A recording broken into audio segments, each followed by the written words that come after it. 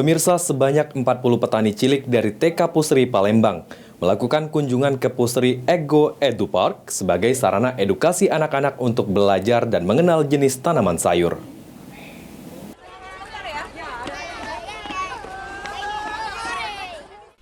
Sebanyak 40 petani cilik dari TK Pusri Palembang melakukan kunjungan ke Pusri Ego Edu Park di Taman Kenten Palembang sebagai sarana edukasi dan pembelajaran anak-anak proses menanam sayuran.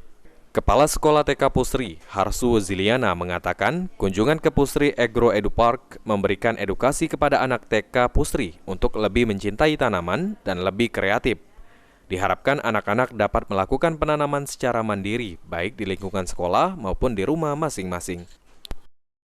Alhamdulillah kegiatannya sangat beredukasi untuk membangun rasa cinta anak-anak terhadap tanaman, karena di TK juga kita telah menerapkan untuk anak-anak menyayangi tanaman, dan kita juga ada bercocok tanam walaupun terbatas. Dan dengan adanya undangan dari Pusri ini terkait bocil farming ini sangat membantu kami untuk anak-anak lebih berkreatif dalam menanam tumbuh-tumbuhan baik di sekolah, di rumah maupun di tempat lain. Koordinator Pendukung Pemasaran PT Pusri Wilayah Sumatera Bagian Selatan, Benny Farlo, mengatakan program petani cilik untuk mengoptimalkan fasilitas yang dibuat PT Pusri, yakni Pusri Ego Edu Park, sebagai tempat percontohan tanaman buah dan sayur untuk disosialisasikan kepada masyarakat, terutama anak-anak agar mencintai tumbuhan dan tertarik pada dunia pertanian. Jadi program petani cilik, kita mengoptimalkan fasilitas yang ada dibuat oleh Pusri Edu Park. Ini adalah tempat percontohan tumbuh-tumbuhan dari riset gitu sebenarnya. Kita ingin mensosialisasikannya kepada masyarakat, terutama kepada adik-adik yang cilik, yang kecil, supaya tertanam untuk mencintai tumbuh-tumbuhan, tertarik sama dunia pertanian.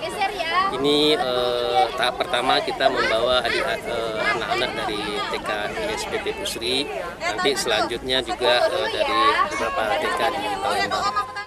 VP Riset Pusri, Pujiyanti, menyampaikan dengan adanya kunjungan TK Pusri ke Ego Edu Park, tidak menutup kemungkinan nantinya Ego Edu Park dibuka tidak hanya untuk sekolah TK, namun untuk siswa SD, SMP, hingga SMA.